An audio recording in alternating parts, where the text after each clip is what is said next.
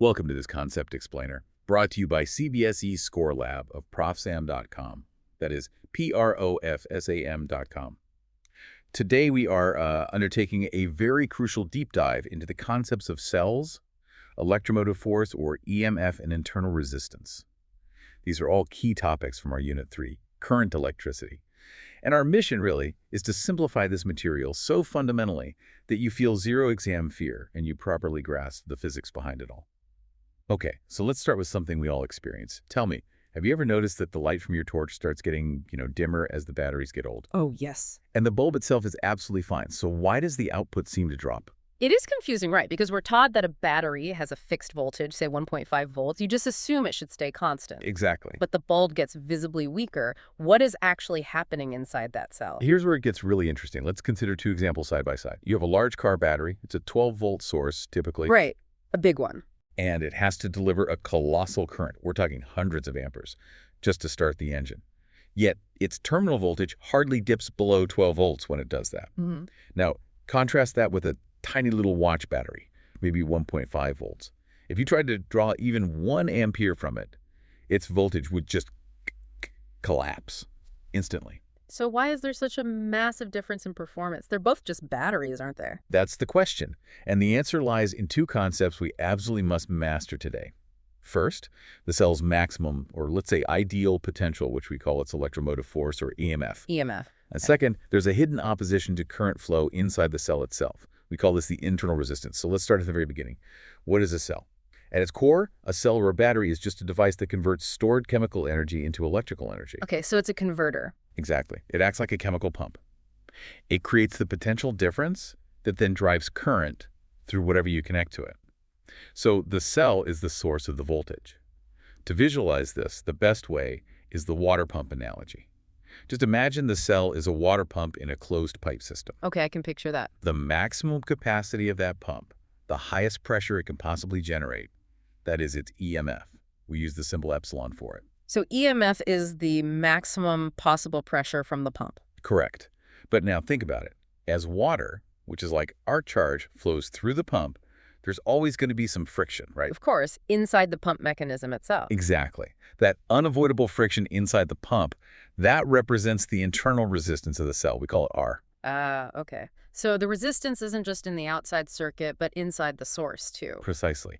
And this explains why the voltage you actually get, the terminal voltage, sags whenever the pump is working hard. That is, when a lot of current is being drawn. Because more water flow means more friction loss inside. You've got it.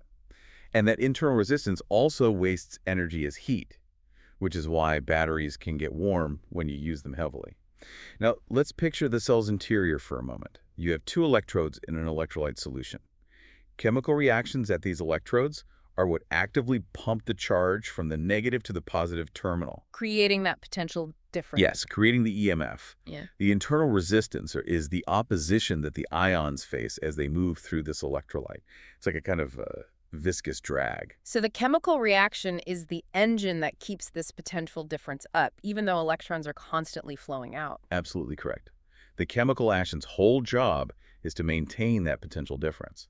So the EMF is the work done per unit charge by those chemical forces inside the cell. So why call it a force? That's always confused me. Electromotive force. It sounds like Newton's laws or something. That is an excellent question and a very common point of confusion. It is just a historical name that has stuck with us.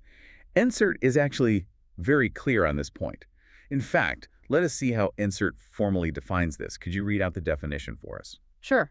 It says, the work done per unit charge by the source in taking the charge from lower to higher potential energy, i.e. from one terminal of the source to the other, is called the electromotive force, or EMF, of the source. And what's the very important note it adds? It says, note that the EMF is not a force. It is the voltage difference between the two terminals of a source in open circuit. There you have it, not a force. And in open circuit, those are the key takeaways. Open circuit, meaning when no current is flowing. Exactly.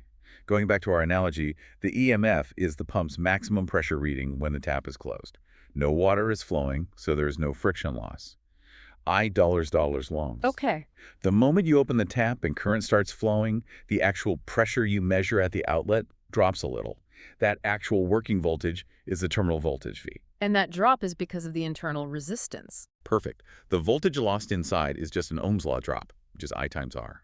So the voltage you get on the outside, the terminal voltage V, must be the total ideal voltage epsilon minus that internal loss IR. Ah, so that's the equation. Yes, the fundamental relationship is V equals epsilon minus I. This equation is the heart of this entire topic. V equals IR. Okay, that makes sense. And this immediately explains our car battery example. When a car draws, say, 300 amperes, a huge I, the term or doesn't cause the voltage to collapse. Why? Because its internal resistance or must be incredibly small. Incredibly small, maybe 0.01 ohms or even less. The pump is just extremely efficient. So with the torch battery, as it gets old, its internal resistance must be increasing a lot. That's it. If its R increases to, say, 5 ohms and you try to draw even half an ampere, the internal loss, IR, is 2.5 volts. If the EMF was 3V, you're only getting 0.5 V at the terminals. And the bulb goes dim. It all connects. And, this R isn't fixed. It depends on things like the concentration of the electrolyte, the distance between electrodes. And temperature, right. I've heard that car batteries struggle in the cold. Precisely. Lowering the temperature increases the electrolyte's viscosity, which increases R. So on a cold morning, the battery's R is too high to deliver that huge starting current. Hope everything's clear so far. This concept explainer is from ProfSam.com. That is ProfSam.com. Okay, let's just anchor this with one quick simple worked example. Suppose we have a cell with an EMF epsilon of 1.5 volts. Okay, 1.5 V. And its internal resistance R is 0.5 ohms. Right. We connect this to an external resistor R of 10 ohms. Right. So what's the current I in the circuit? Well, the internal resistance R and the external resistance R are in series, so the total resistance is just R plus R. So I equals epsilon divided by R plus R. Exactly. So the calculation is I equal 1.5 divided by 10 plus 0.5, which is 1.5 divided by 10.5. Which is about 0.143 amperes. Correct. Now, how much potential is the cell losing internally? That's the R term. So 0.143 amps times 0.5 ohms. Which gives us about 0.07 volts, a small drop. So the terminal voltage V available to the outside resistor should be 1.5 minus that 0.07. Which is 1.43 volts.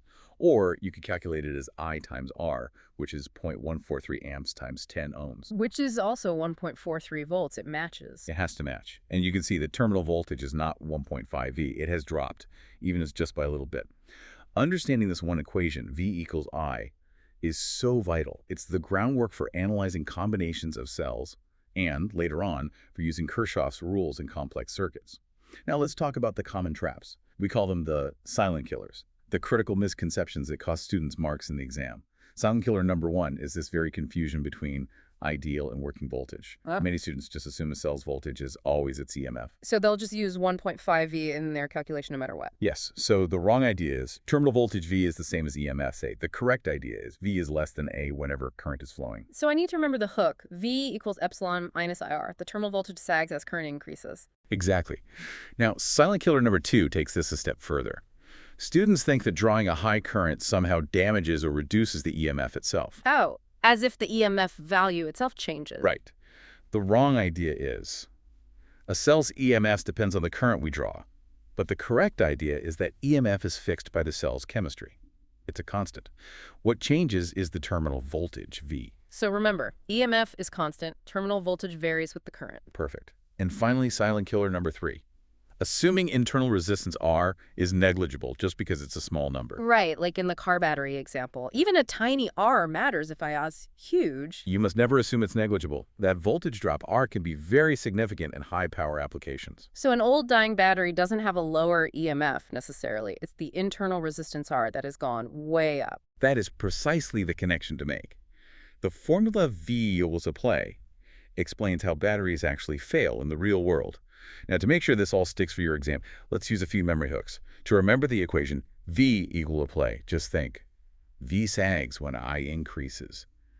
Picture the voltage sagging down because of that minus R term. V sags when I increases. I like that. And here's a full memory phrase. Fresh battery gives full EMF, but the useful voltage sags when drawing current. Just repeat that to yourself. Okay, it's very clear. And you can even try a physical gesture.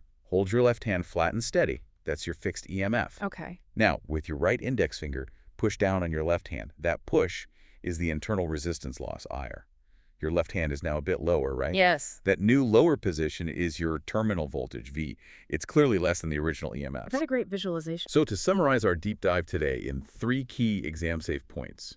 Point 1, a cell converts chemical energy to electrical energy, establishing an electromotive force, which is its ideal open circuit voltage. Point 2, when a current I flows, the terminal voltage, V, drops according to the relation V equals epsilon minus IR, where IR is the internal voltage drop. And point 3, the internal resistance, R, limits the maximum current a cell can deliver and is a critical factor in the performance of any battery. Remember, to get maximum marks in 12th CBSE Physics, Chemistry, and Maths, visit ProfSam.com. That is ProfSam.com. Right? Yes, exactly. ProfSam.com. Yes, exactly. ProfSam.com. Thank you for joining us for this in-depth exploration of cells, EMF, and internal resistance. Keep applying these concepts and stay charged up for your exams.